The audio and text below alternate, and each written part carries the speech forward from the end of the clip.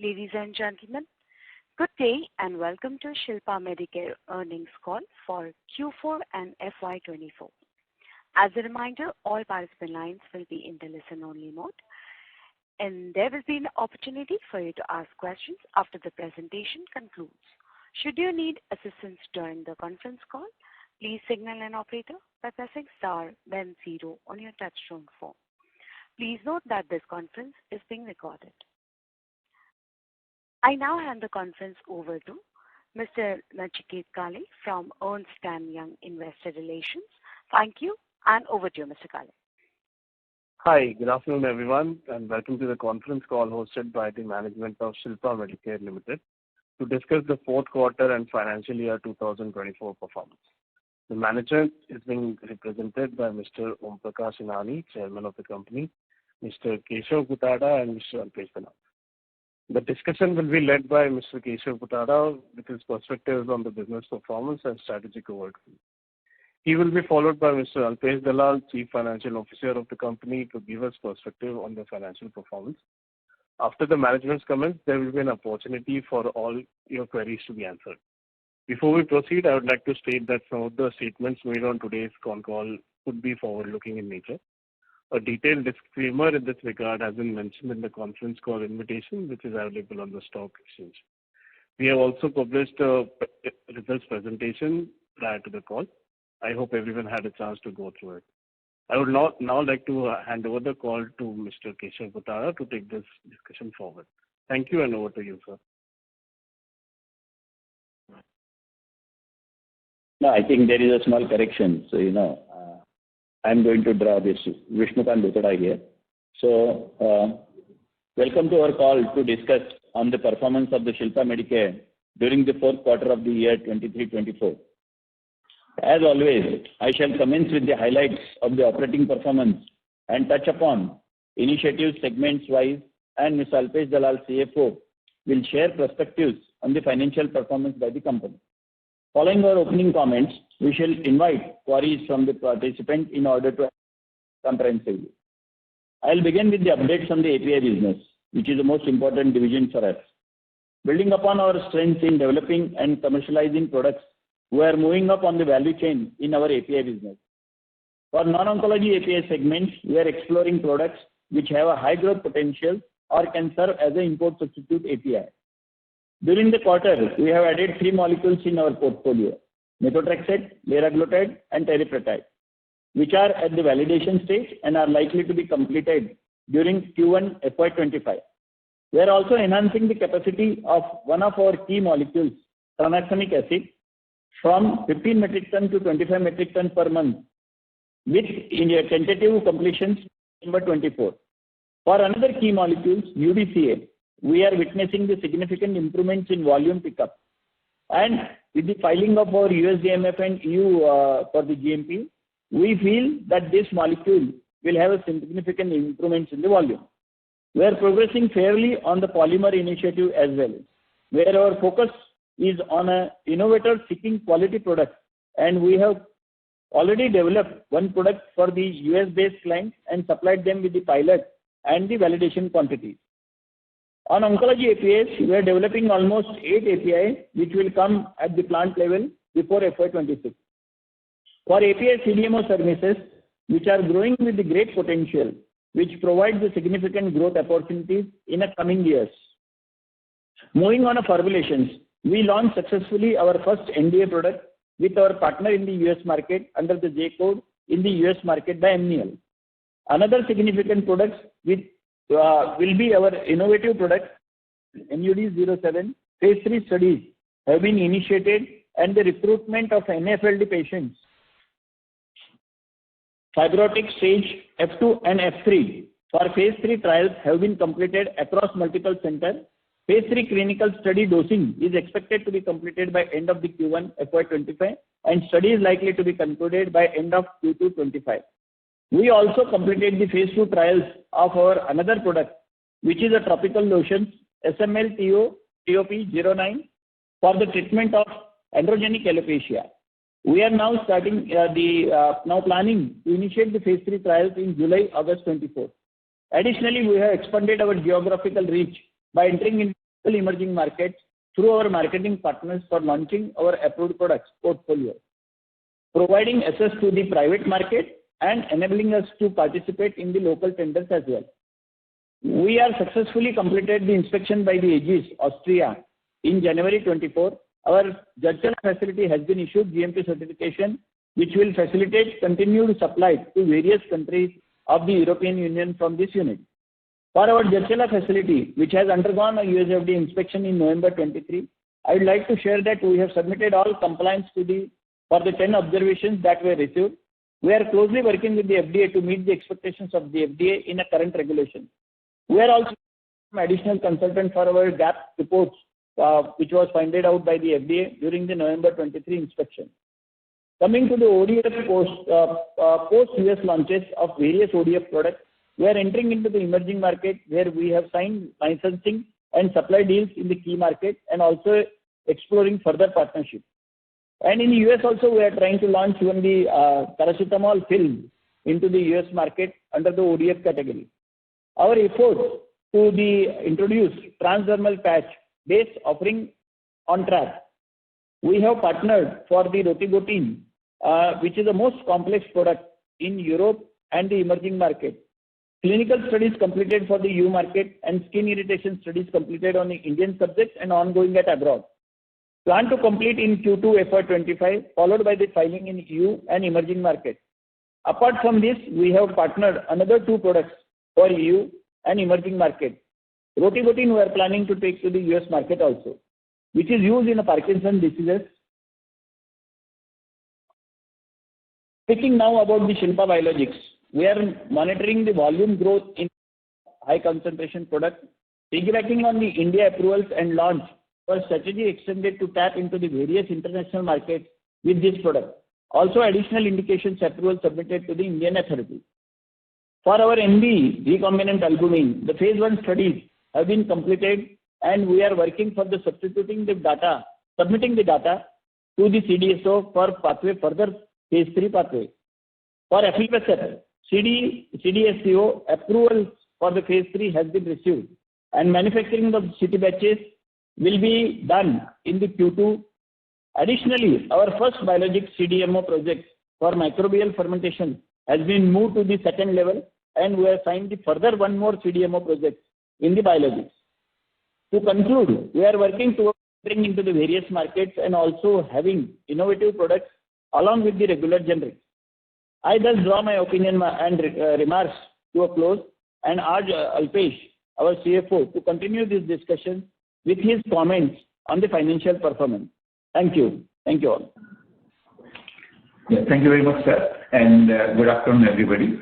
I'll now provide the financial highlights for the 4th quarter and full year ended 31st March 2024. From a revenue perspective, we reported a steady quarter with consolidated revenues of rupees 294 crore, registering a growth of 11% year-on-year and with an EBITDA of 72.5 crores as compared to 68 crores in the last quarter and 40 crores during the same quarter in the last year. So this is the 6th consecutive quarter where we have seen improvement in our sequential EBITDA. And this Sure, voice is not slow. Hello, am I audible enough? Alpesh, you increase your voice little.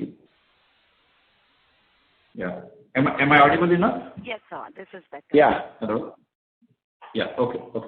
So I was saying that this is the 6th consecutive quarter where we have seen improvement in our sequential EBITDA, thus reflecting improved business mix and continuous endeavor to rationalize our costs and increase our operational efficiency, right? And this enhanced EBITDA is also translated into an improved profit after tax, this quarterly PAT of 24.5 crores as compared to 4 crores during the previous quarter, and that's against a loss of 8.1 crore during Q4 of last year.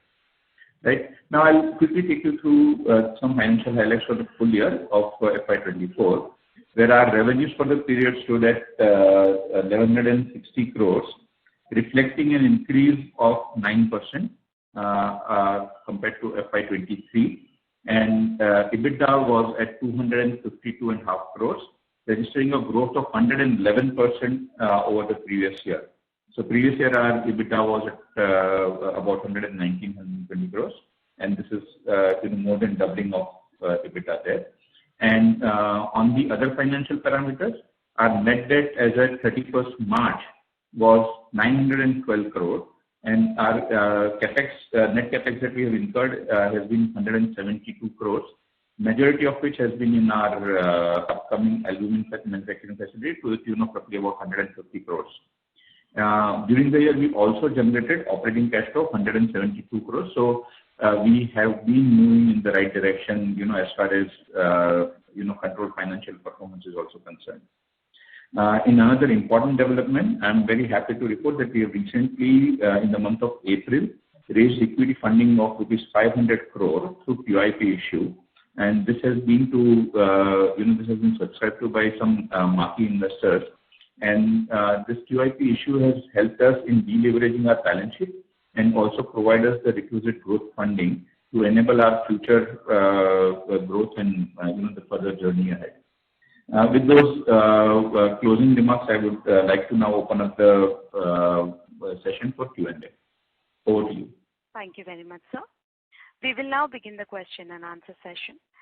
Anyone who wishes to ask questions may press star and one on their touchtone phone. If you wish to withdraw yourself from the question queue, you may press star and two. Participants are requested to use only handsets while asking a question.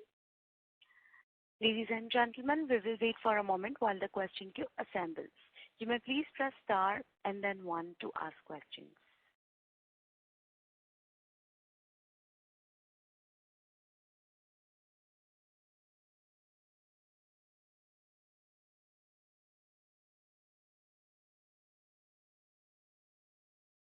The first question is from the line of Rahul Dasani from Mittal Analytics. Please go ahead. Yeah, hi sir. Am I audible? Yes, sir.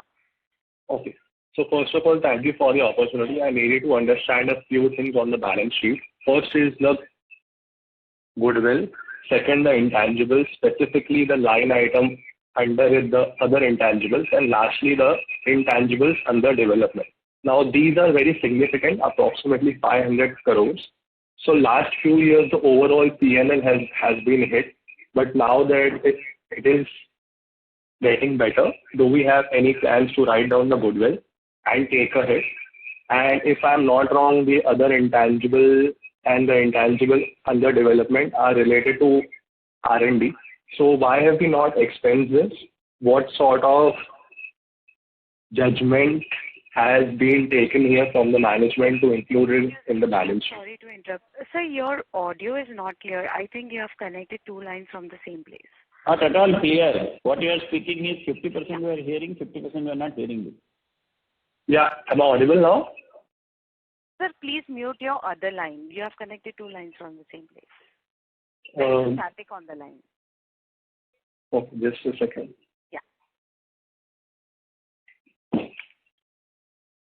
Yeah, is it better now? Yes, so much better. Thank you. Okay. So first of all, I needed to understand the balance sheet. That is the goodwill, the intangibles, and the intangibles under development. These are very significant, approximately 500 crores. So last few years, the overall P&L has been hit, but now that it is getting better, any plans to write down the goodwill and take a hit in any 1 year? And if I'm not wrong, the intangible under development and the intangibles are related to the R&D. So why have we not expensed this? What sort of judgment has been taken here from the management to include it in the balance sheet? That's the first question. So I'll take that question. See now, as far as the goodwill is concerned, goodwill basically is acquired goodwill when we have acquired certain entities, and as a matter of process under Ind AS, there has got to be an impairment testing done of the goodwill. So on the impairment testing of goodwill, we do not have any charge that is required or that comes up, and hence it continues. If in any impairment testing, if we are required to write off or write down the goodwill, we will do the same. As far as intangibles are concerned, we have a very clearly defined. Hello. Am I audible enough? Yes, sir, you're audible. Yeah. As far as intangibles are concerned, we have a very clearly defined policy where any product, any development which is still at development stage and has a risk of development involved in it is charged off to P&L. Once the product development has been completed and we see commercially viable path for the product, all the expenses incurred after that till the time the product is commercialized are capitalized. And this is what we have been doing consistently. We have not had any situation where we have followed a different accounting policy because we had difficult years. We have been following consistent accounting policies which have been very clearly laid down and laid out in each of our annual reports also. You can check out all those accounting policies in relation to R&D, what gets capitalized and what doesn't get, what gets charged to P&L. So we are following that consistently. It is not based on whether we are having a good year or a bad year that we keep changing our accounting policy. Okay, got it. The second question is around the Pemetrix injection. So first of all, getting it in RTU with the ability to store it at room temperature, it's a huge feat. So what is the update for this product? It was launched in Q1 FY23 in Europe. Since then, hello? Yeah, I think you are using too many lines. I think the voice is echoing and there's a lot of static coming in. Yes, your voice is echoing. No, I have cut the line from the other line. Yeah. Yeah, sir, can you hear me? Yes. Can you please proceed with your question? Can you repeat it? Yeah. So the next question around the Pemetrix injection. What is the update for this product? It was launched in Q1 FY23 in Europe. Since then, how have the numbers grown from there? Also, we were to launch it in April in the US. So what has been our offtake to Amneal in March and how have the sales grown from April and May?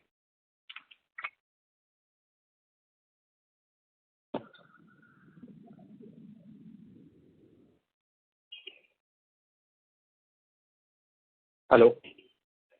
Sir, was the question audible to you?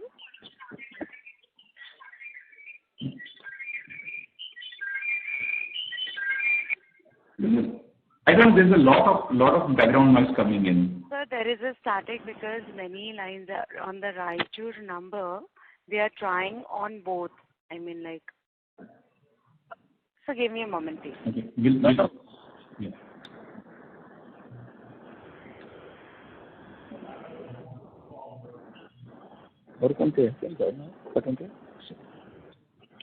Hello.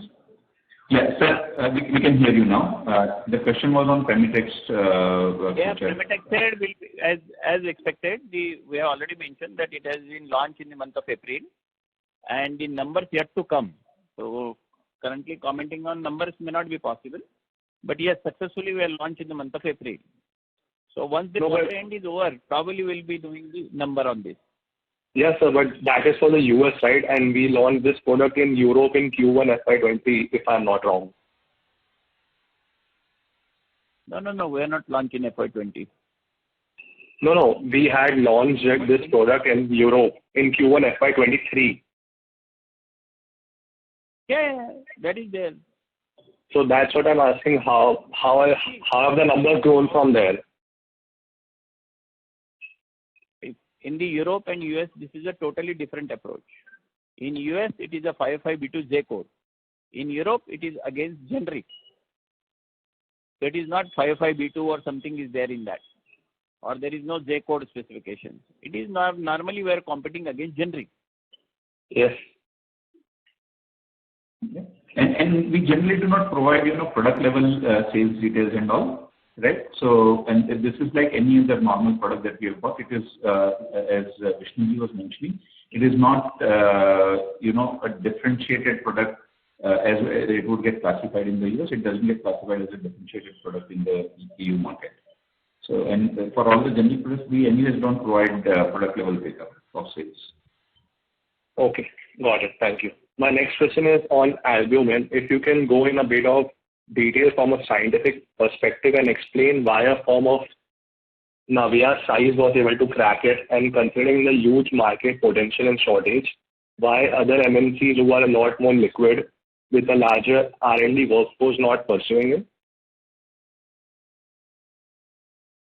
No, I cannot comment on why other MNCs are not pursuing.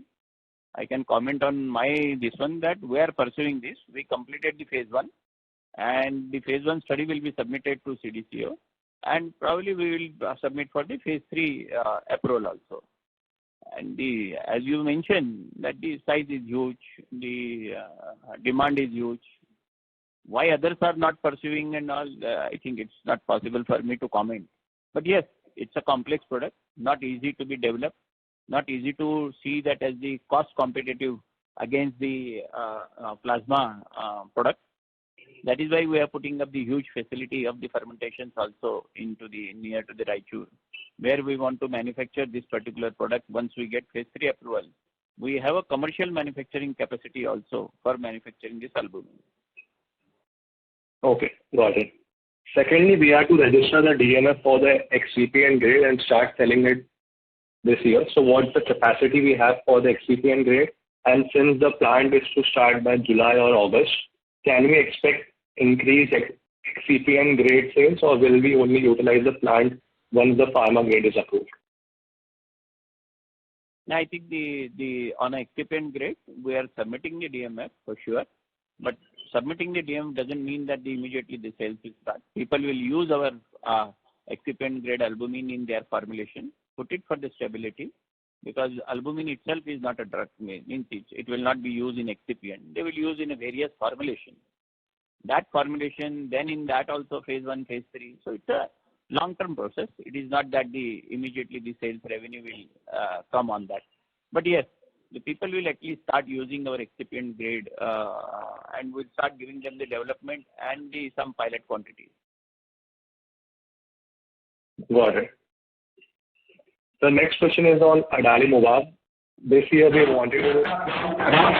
Rahul, sorry, but you will have to allow others to come in. Sure, no problem, not a problem. I'll get back in with you. Thank you, sir. We will move on to the next question, which is from the line of Vishal Manchanda from Systematics. Please go ahead. Thanks for the opportunity. Sir, on albumin, could you kind of share some color on what could be the price differential between a recombinant one and a blood-derived one? The price difference currently setting is difficult because in a various markets, the excipient grade and the therapeutic grade has a various pricing. Of course, excipient grade has a much more value than the therapeutic grade. But in US, Europe, even therapeutic grades, in India, therapeutic grades, in ROW market, therapeutic grades has a different pricing. That is the reason why we feel that we have to compete, including the India pricing. This is the reason why we have put the largest capacity on that. So that once we are competitive in India market also on a therapeutic grade, definitely we will be competitive in other markets. This is what our goal. So you would definitely be lower than the blood-derived albumin in terms of the pricing? Would that be... Yes, our intention is that only. And it should be significantly lower, you mean, to get a market share here? First of all, definition of significantly lower itself is, questionable. But I can tell you that this is a shortages product. Once you have this quality of the product with the 99% purity plus purity and consistency of not having any impurities from the other blood-derived product, definitely our product will be little premium, not the more premium on this, in the therapeutic grade also. So we are working on all aspects. Keeping that into the mind only, this product development has been taken and the facility is going to started, building up. Okay. So you'll initially target India and then go global with this product? I think India and ROW for sure, immediately, parallelly, because we are using the EU RLD against this, even in our India trial. That will allow us to penetrate into the India and ROW market. Of course, Europe and US also parallel it is there. But once we are seeing this India, now phase 1 is completed. Now with this, can we go with the parallelly into the US and Europe? That still it is not decided, but India and ROW for sure. And are there other companies globally who have either tried this recombinant albumin and unsuccessfully done that? No, excipient grade, yes, 1 or 2 companies are there. On therapeutic, I think we have not heard anyone. Okay. No, we have not heard. Okay. And sir, a second one on the US, you have a para 4 filing on a product called Lenvima, and probably you are the first to file, or Sun Pharma, you have it along with Sun Pharma. Could you share timelines on when this, when potentially could be the launch of this product? This is Lenvatinib. We and the Sun are the only 2 filers for the first to file. I don't know more on this, but I think publicly probably it is known that the Sun has settled with them on this. But still we are litigating. The litigation is ongoing, so commenting on that will be... Pardon? If Shilpa Medicare has not settled yet. Hello? No. Hello? We are not settled. So I think we are still continuing and we fairly feel that we are non-infringing. So that still litigations are going on, and commenting on that on a litigation will be very difficult for me today on this. But yes, answering your specific questions, the litigation is ongoing. So what time they launch, when it will happen, still, it is very difficult to comment on that. Understood. And just one final one, would you be able to share what would be your total investment on the gross block on the biologics front, excluding albumin, just on the other biosimilars like adalimumab and others? Alpesh? Yeah.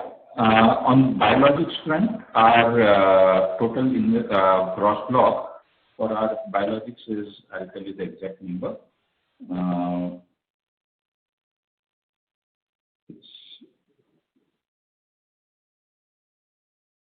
Just a second.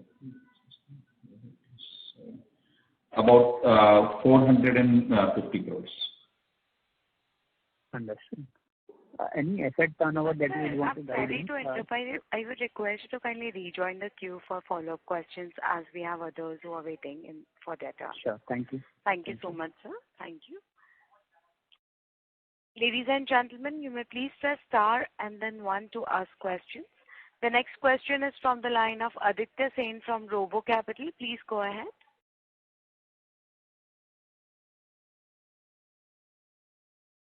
Mr. Sen, I have unmuted your line. Kindly proceed. Hi, am I audible now? Yes, sir, you're audible. Please proceed. Thank you for the opportunity. So we have got few products such as the Fibercept, albumin, and adalimumab in the line, and we believe they are of huge market size. So once we decide the products, do we have any aspirational market share in our mind while proceeding with the product that we want to achieve? Normally, we are not doing direct marketing by ourselves, except one adalimumab we are done in India. But rest all markets, we partner with the strongest partner in that particular division in the various regions. So this is what in India, as it is known that we are partnering this adalimumab with the Sun Pharma. So yes, and they are known for taking the bigger market share. All right. So just to understand, I'm new to this company. So just to understand, how do we anticipate the incremental growth from the new products of Fibercept, albumin, and adalimumab I understood, but specifically about Fibercept and albumin? Yeah, of course. That is the reason why we selected such a complex product. All right.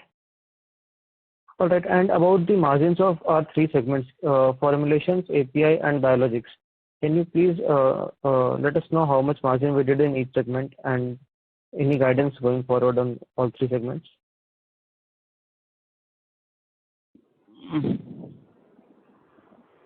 Alpesh?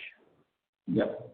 So basically, we generally don't provide segment level margin per se. But if you look at our standalone business, which is our formulation business, right? You can get an idea about the margins over there, right, for our standalone business. And for our API business, we are typically operating at an EBITDA margin of about 25% to 27%. I cannot give you the exact numbers over there, but that's the range in which we operate. Yeah.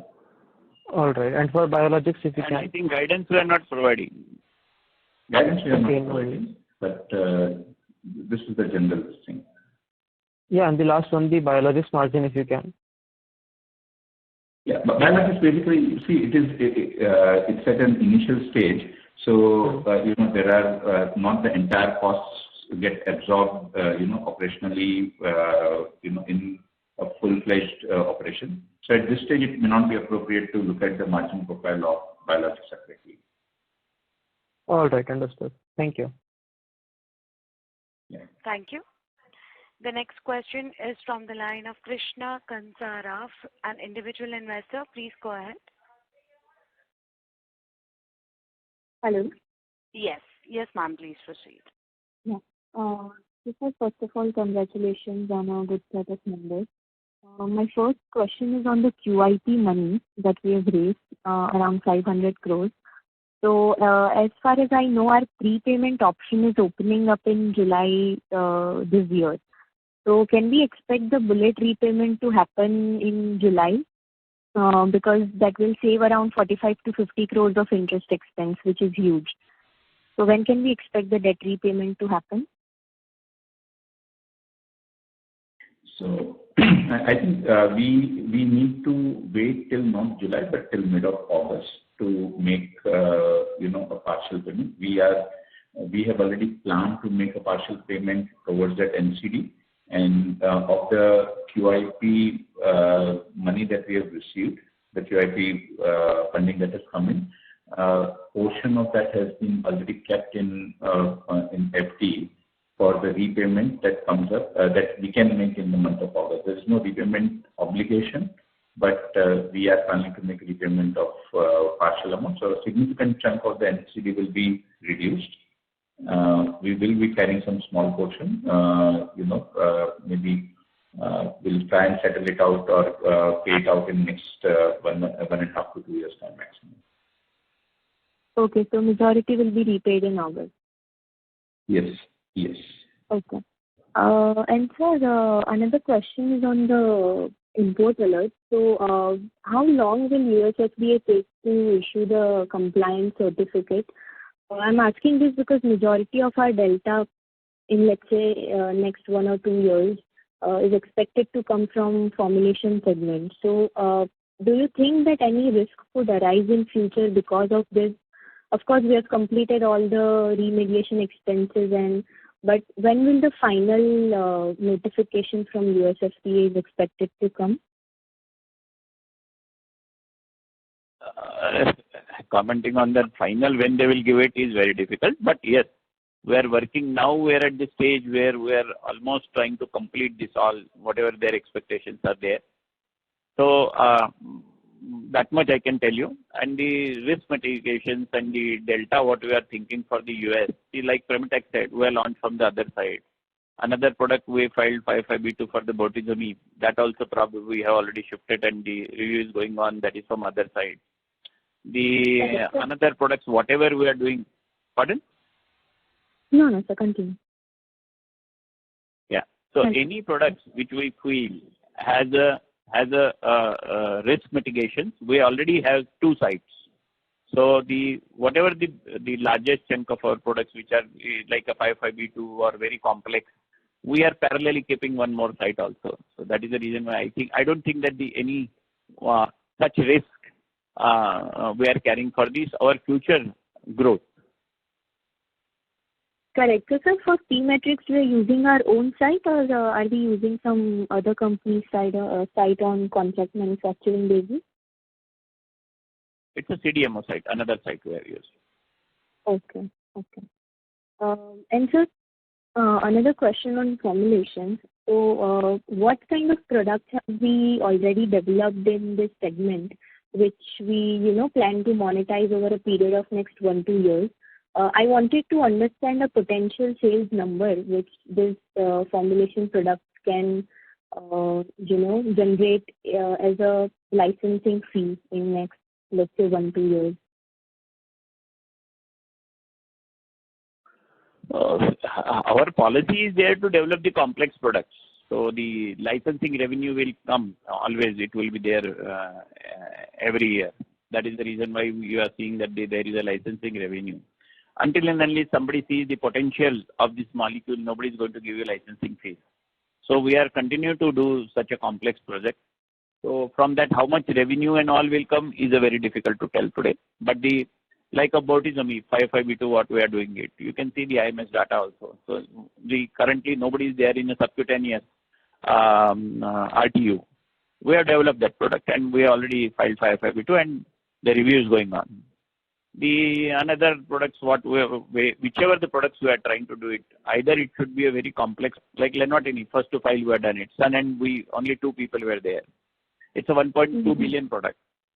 The still settlement has not done with us, but we normally do the non-infringement or the complex or the patient compliance product we try to select in-house and try to see that, such unmet need is always catered. Then only people will come here for the licensing and will be interested in to launch not only in the US, Europe and other part of the world. Correct. So sir, if not the potential sales, if you can just tell us the number, let's say how many agreements have we currently already signed? If you can tell the quantum of that would be helpful. It's difficult now to tell because in ROW market, if I am able to tell you, in each product there is a different agreements is happening. It is not one product, one company, and the one company and then we sign 10 products with them. We never do that. We specialize, like somebody is specialized in onco, somebody is specialized in non-onco. So accordingly we try to, somebody is specialized into the OTC segments where we do our formal, the ODF and the TDF. So accordingly we work with the various companies. We have a flexibility of working such type of companies and then licensing deal happens. But the particularly telling about how many licensing agreements we have signed and all. But we have signed number of that much I can tell you. Okay, sir. And sir, I would request you to kindly rejoin the queue for follow-up questions, please, ma'am. Okay, sure. Thank you. We'll take the next question from the line of Harsh Bhatia from Bandhan AMC. Please go ahead. Yeah, hi. Afternoon. Am I audible? Yes, sir. Yeah, hi, sir. Afternoon. Just 2 quick questions. One, just from accounting perspective, in the audited statements, again, this is standalone versus console. Licensing and service income is 58.4 crores in the console and 28 crores in the standalone level. And in the presentation, under formulations, it is somewhere around 32-33 crores for this quarter. If you can help us sort of better understand how are these numbers getting segregated. Maybe standalone is where the formulation related licensing and service income is coming and therefore that is the difference. So maybe you can help us understand. Alpesh? Yeah. So basically licensing income, what you see in the presentation, that is provided for the formulation business. And we do receive licensing income in our other subsidiaries also, foreign subsidiary where we could have done the deal. So especially in this particular year, there was some licensing income that was also received in the European territory in a separate subsidiary. So what you see here is basically a formulation business and not a standalone business. Yeah. Okay. Understood. And in terms of this new facility for albumin that will probably come in this first quarter, ongoing first quarter, without getting into the numbers, the incremental OPEX part, do we feel anything incrementally that could come into picture? Obviously, I'm not sure to what part of the construction is done and to what part of the OPEX is there in the P&L. So if you could just help us understand qualitatively.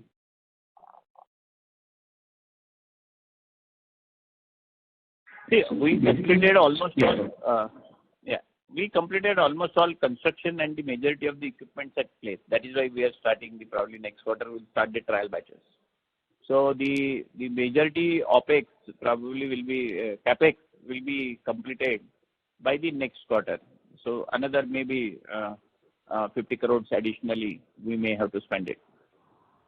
So this is what I can tell you. And manpower cost is yet to come into picture. That will automatically come. No, once we complete this and once we start the commercial production, that only it will be there more. But otherwise, it will be less of the initial days. That is why we have not provided any guidance. We are saying that the next year, first after the next year March only, we should be able to get some revenue from this particular site. Till then, the stabilization, some of the batches, the exhibit batches we need to complete. That all work will be completed in this current financial year.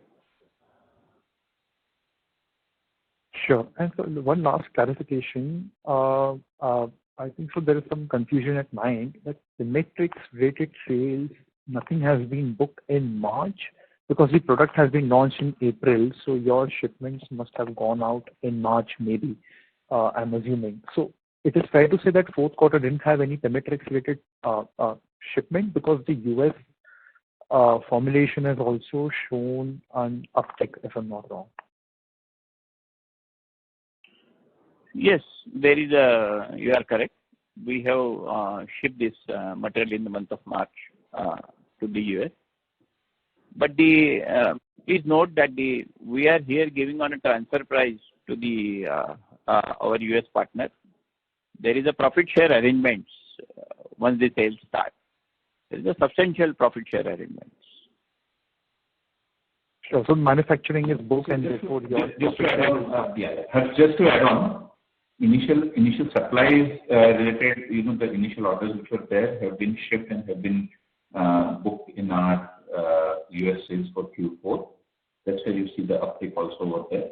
And as Krishnaji was mentioning, that once we have the entire reconciliation done for the profits that are generated during the quarter, then the profit share related portion will get booked at that point in time.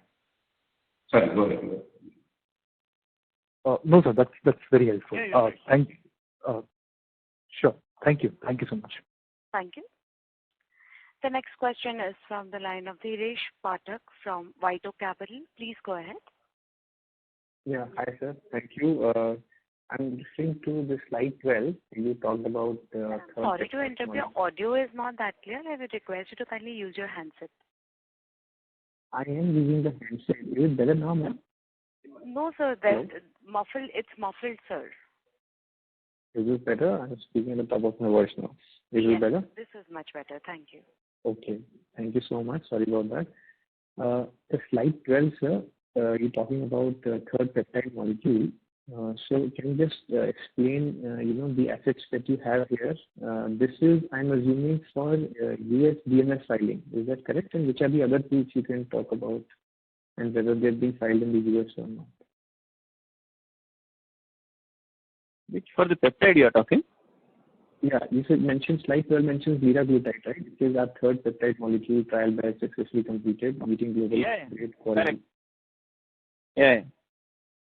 So this we are going to file. So we are going to file this already filed in the. This is US. I'm more interested in US DMF filing. So have we filed there, and the other two have we filed there as well? And which are those other two you can explain? No, liraglutide still were not filed in the US. We completed this batches, and probably with the stability data, we'll file now to the US. Of course, our intentions are there to complete this validation and all. Our intention was there to file globally, including USA. The another two molecules are still, already earlier are there, but we are trying to take this semaglutide and the tirzepatide also in the future. Okay, so this is our first GLP-1. The other two will be non-GLP-1. The other two peptides. Okay. Yeah, both GLP only. No, you're saying sema and tirzepatide that you will file now. Lira, you already completing the studies. No, we are not filed. Please, we are SEMA and this, we are still under development. Correct. Only Lira will be filed. Okay. So it says our third peptide molecule, you referring to all the 3 GLPs or you talking about some other non-GLP peptide molecule when you're referring to Lira as third? No, another 2 is non-GLP. Non-GLP one. Okay, understood. All right. Okay, and this type 4 DMF filing for albumin, that you will do once the commercial plant is ready, from there you will take stability batches or you will file from the current capacity? For the API or formulation? For albumin, type 4 excipient grade DMF filing, that you will do once the plant is ready, commercial plant is ready, there you will file or you will file from the existing capacity, the type 4 DMF for albumin? No, we'll file from both sides. From both sides. Okay. We'll add both sides. Understood. Okay. Thank you. Thank you. The next question is from the line of Sanjay Kumar from iThought PMS. Please go ahead. Hi, sir. First on Pemetrexed injection. What is the agreement with Amneal, if you could share? Do we get some kind of royalty or is it cost plus some profit share? Agreement cannot be disclosed on this, but I think you are right that there is a cost plus there is a profit share. Okay. And second, just to follow up to the previous question, so you mentioned semaglutide and tirzepatide. When can we launch? Any timelines for all 3 GLP-1s, Lira, Sema, and Tirzep? No, Lira we are completing the exhibit batches. Sema and this Treza is under development. Maybe another 1.5 year minimum it will take. Okay. And then on albumin, why are we not focusing on developed markets parallelly, and why limit ourselves to India and ROW?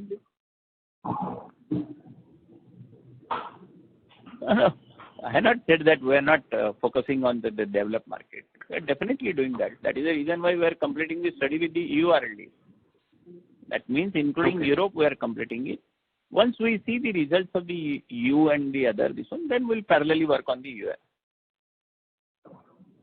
Got it. And finally on the fermentation CDMO, so any special technology about this fermentation and how big can the segment be in the next few years for us? Is it very niche technology? As you know, now in the world is moving to the clean technology. So the demand for the especially on the fermentation is very high. And current situation of the China, because of the we see that fiasco, now the majority of people are moving to the other than the China to have the CDMO work to be done. So and the size of the fermentation facility what we have put it, probably very few companies in the India has such type of the capabilities into the GMP environment. So the answering your specific questions that yes, there is a huge opportunity for the CDMO. We are working into like a microbial facility, which is the demand for the enzymes and the other products also, and the food grade or including the albumin. All these things can be done in our facility. So it's a multi-purpose plant, and we see that there is a interest in the large size plant. How big can this segment be, sir? I think you mentioned 6 crores in the last call for the phase 2 of the Korean order. But how big can the segment be in the next few years? And if you could talk about the US order also, that would be very helpful. No. 6 crore is from biologics, I think. It's not that something from the albumin plant. That is from our biologics facility from the Dharwad. Okay. Okay, and any size for the segment? Pardon? Any size you could call out for, let's say, how big can this segment be for us in the next few years? size can be very huge, that much I can tell you. But the commenting on number will be difficult. But the size is much bigger when we have put around 230 KL fermentation facility. And with the albumin is going, current prices of albumin you can calculate, and accordingly, you can judge. Got it. Got it. Thank you, sir. That's it from my side. Thank you. Ladies and gentlemen, kindly limit your questions to 1 or 2 per participant. Should you have a follow-up question, please rejoin the queue. Thank you. The next question is from the line of Tushar Bora from MK Ventures. Please go ahead. Yeah, thanks for the opportunity. Sir, the first question is on albumin. Can you just confirm by when will we be able to file the excipient grade DMF in albumin? We expect to do this in the next month or couple of months? Yeah, I think this quarter end or early next quarter. Okay. So latest by Q2 of this financial year, we should be able to file. That there is no dependency on the new facility starting for albumin for this DMF filing, right? Not at all. Okay. Second, sir, just picking up from the previous participant's question on CDMO. Is it fair to assume that we can do more than 1x of the gross block at the biologics plant between our own products as well as CDMO in terms of revenue on a full-scale utilization basis? No, biologics, there are which biologics you are talking? There is a one Shilpa Biologics and Shilpa Biocare. Biocare is where we are trying to put the large commercial scale facility for the fermentation on the albumin. And biologics is like adalimumab, aflibercept, and of course the CDMO project. Which one you are talking? So I am talking for the biologics for the mammalian facility. Current the commercialized for adalimumab and all facility. Yeah. Is it correct? Yeah. Yeah. Once we start working on to the probably comment number will be difficult, but it should happen because once we are doing this adalimumab, aflibercept, and then the CDMO work, what we are trying to put it. Plus, we have a facility for CDMO especially for the, as I mentioned, microbial to the mammalian, plus clone development to the fill finish. So such type of the GMP grade facility with this such, all this infrastructure availability and working on a CDMO is very rare to find. So I think we are getting quite good interest. We have, as I mentioned in our presentation also, we successfully completed one NC for the Korean client. Now they are given the second, in that next stage they are giving it to us. That shows that we have good capabilities working on that. And definitely, we'll get a CDMO as well as our, once we start completing the aflibercept itself and adalimumab, getting it approved into the various markets. But it's a slow process. So I cannot say that immediately this will happen. But biologics is not where it will happen overnight. It takes time. Sir, this second project that we have signed with the US client, that is also a fermentation project or is it in the mammalian plant? It's, I think, very difficult to tell, but it's, I think, on the same microbial. Microbial. So just a follow-up on this. I'd just like to understand for the biologics plant, not the fermentation, but the other one, right? What are the initiatives that we're taking? What kind of inquiries we have, or any qualitative details on the CDMO pipeline or possibilities being discussed? And also on the regulatory status, are we looking at US FDA approvals for this facility? What is the regulatory status and next steps? So currently, we are not working on to the US for sure. So we are trying to see that the Europe and the ROW market, including the Anvisa and the big countries, European approvals. So that we are going to trigger it.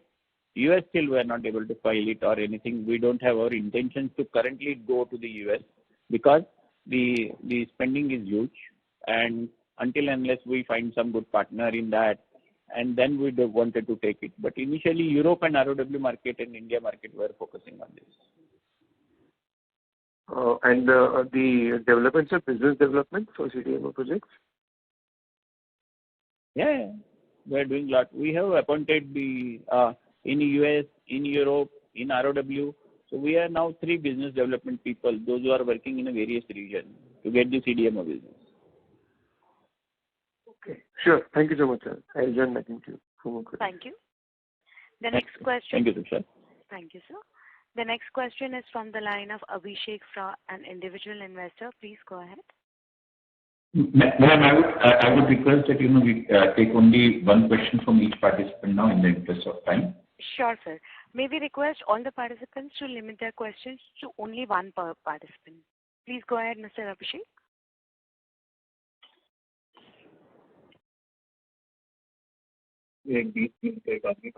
Abhishek, sir, can you please proceed with your question?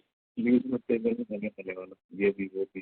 the current participant is not answering, we will move on to the next question, which is from the line of Prashant Kumar Hazariwala, an individual investor. Please go ahead. Hi, congratulations for a good set of numbers. So my question here is... Sir, you are not audible. Sir, your audio is breaking. My question is, how we are going to use QIP money that we have raised? Sir, your audio is not clear. Your voice is breaking. That's all. Hello? Yeah, Mike. Hello? Yes, sir. Is it okay? Is it clear now? Yeah. Yes. How are we going to use QIP money that we have raised, 500 crores? Already it has been explained, no? I think you are not there in that during that. We are informed. Yeah, maybe. Yeah, just can you repeat for me, please? Yes. Alpesh. So see, broadly what we are doing is we are predominantly using it to deleverage our balance sheet. That chunk of it is getting used towards partial repayment of the NCD that we had raised in the month of August. And for that, we need to wait for the partial repayment till mid of August. So we have kept that much amount in FDs with bank. So we are not using up that particular money, what is required to be repaid for the NCDs. So predominantly it is getting used for deleveraging the balance sheet and also to an extent using it for providing the growth requirement of the business. All right. So how much money will go for deleveraging? So substantial chunk is going there, and I think you'll start seeing those results in the coming period. All right, no problem. Thank you. That's it, sir. Thank you very much. Thank you. Thank you. We'll take the next question from the line of Karan from Invexa. Please go ahead. Hello? Hello? Yes, sir. Please. Am I audible? Yes, sir. Hi, sir. I have 2 questions on formulation segment. So for further tracking, can we expect the profit share to come in quarter 1 of FY2025? Yes, I think we should be. Okay. And so second question on the... So maybe June, July, April, May, June, I think definitely there will be a sale. And we can see from the next quarter onwards. Okay. And so secondly on the formulation segment again, so this quarter the number has been 72. So can we expect this as a new base for formulation segment going ahead? Your voice is not clear here. Hello? Am I audible now, sir? Sir, may I request you to use your handset, please?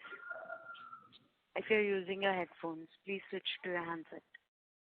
Am I audible now? Yes. Sir, so my question is on the formulation segment. So this quarter we have done 72 crores. So can we assume this as a new base going ahead?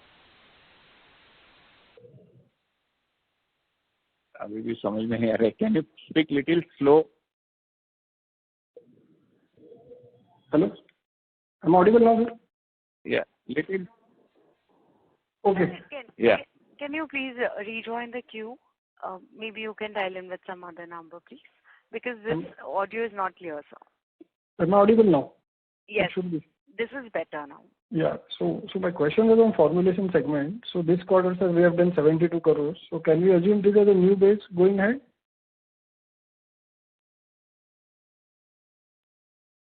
Yeah, you can assume. Okay. And so lastly, on the overall EBITDA, so can we assume the EBITDA margins and the absolute EBITDA to grow from the base which we have set this quarter? Alpesh. So, see, basically, we are, as I had mentioned earlier, that we are constantly working at improving, the overall business mix, business quality, plus working on various other aspects of cost optimization and all. So, ideally, yes, those things should result into better results. But, to what extent and what it would be, we can't provide that kind of a guidance. But we certainly, look to keep improving from where we are currently. Okay. Thank you so much, sir. Thank you. The next question is from the line of Shashwata Chakraborty, an individual investor. Please go ahead. Sir, I'd like to know your capex plan for the next upcoming year, like the maintenance capex you have, or you have some growth capex plan for the upcoming year. There will be, as I mentioned in my opening commentary, that we are building up the capacity enhancement for the tranexamic acid from the 15 metric ton to 25 metric ton per month. So that will be there, and the additional capex to complete this plant of this our biocare for the fermentation of this, that will be there. Rest all is, I don't think we need anywhere in the capex. And can you tell any numbers regarding this?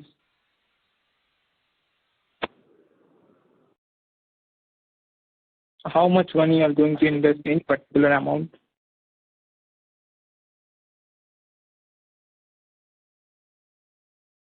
Sorry, I couldn't hear it well. So can you tell any particular number regarding this, like how much money you are going to invest for this particular project? So for this tranexamic acid project, I think we are expecting to invest somewhere about 25 odd crores for this particular, block that capacity enhancement that we are doing. So that's not very significant in any case. And second thing I would like to know, sir, like last 1 year back, the net profit margin was in negative, but this year it becomes positive. And the revenue was good, but is there anything happens in this year, like the price hike or any particular demand is increased because of that, the profit margin in positive? And in the future also you can see the positive. Can you please tell a bit on light on in this particular topic? Alpesh. So, see, basically, which I had already mentioned in my opening remarks as well as in one of the answers, that we have been, as a management team, we have been looking at constantly opportunities to rationalize our cost structures as well as, bringing operational efficiencies, like the way we are increasing our tranexamic acid capacity.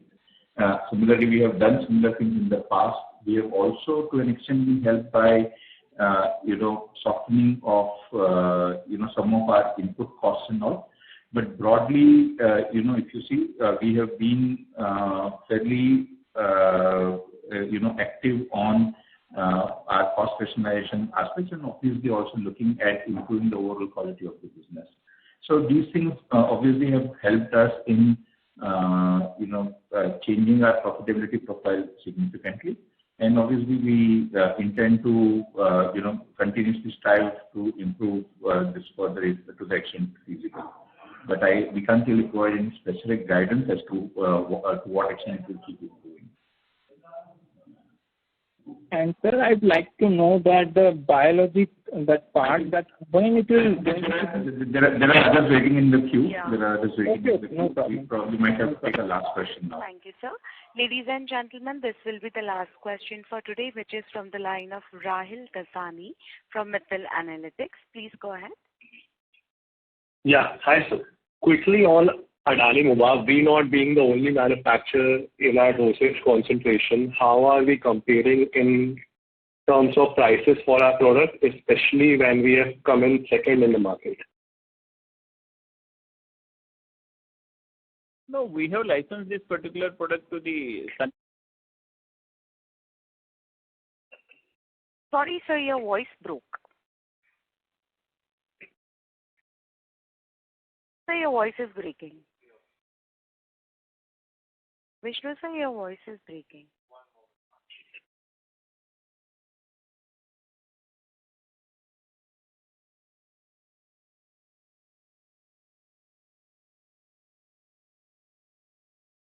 Vishnu sir, you're not audible.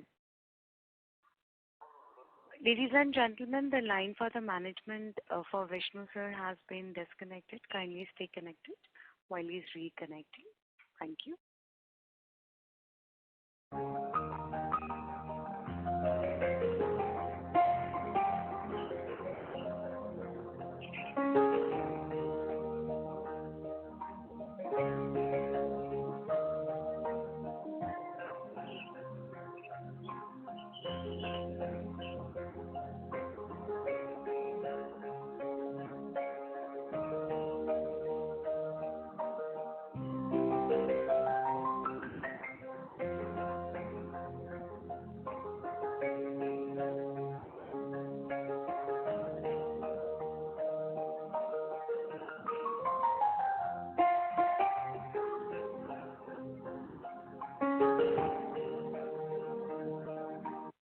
Ladies and gentlemen, the line for Vishnu sir is connected. Over to you, sir.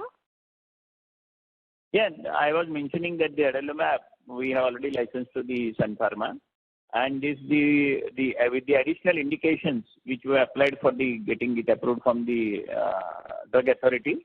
With that, year on year, we feel that the volume as well as the value will increase. Okay, yeah, I think I got the answer. On licensing, I wanted a very simple understanding. For example, a milestone would be 100 crores or maybe 100 tons. Then you get a payment from the licensee. Then at 150, you get the next payment and going on. But if the partners don't scale up from 100 to 150, then what happens? Do your agreements have something built in around timelines and product offtake? Or how is it? Answering specific will be difficult, but I think we have taken enough precautions to see that licensing revenue comes to us. But if there is a failure from either side, we have to look that this is not only from their side. Sometimes in a licensing revenue, we have to see from our side also. So we take enough precautions while doing the licensing agreement. That the importance is not getting the more licensing fees. Importance is getting the licensing fees at this stage, and then the increasing the ultimate sales is more important. So that's what I'm trying to understand, because from what I have understood, we have recently licensed a lot of products and a significant chunk would be from the initiation fees. So I wanted to understand if the partners are not able to scale up those licensing, our numbers would get stuck there. So if you can explain how will the partners be able to scale or something around it? See, first of all, it's depends on the product to product.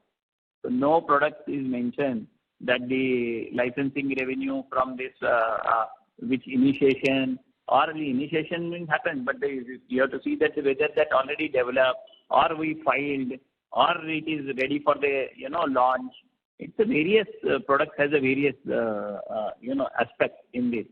So now we are not licensing at the very initial stage. We are licensing at the stage where we feel that the confidence that this is in a 1 year to 2 years down the line, the product should get launched. Okay, got it. And how many products have we licensed till now? No, answering number will be difficult, but we have done quite a number of products. Okay, got it. That would be all for me. Thank you. Thank you. Ladies and gentlemen, as that was the last question for today, I would now like to hand the conference over to Mr. Nachiket Kale for closing comments. Over to you. Hi, thanks everyone for joining the call. I would also like to thank the management for taking time out of their schedule and answering all the queries. EYIR is the Investor Relations Advisor to Shilpa Medicare. For any queries, please feel free to connect with us. Thank you, everyone. Thank you, sir. Thank you, members of the management. Ladies and gentlemen, on behalf of Shilpa Medicare, that concludes this conference. We thank you for joining us, and you may now disconnect your lines. Thank you. Thank you. Thank you very much, everybody.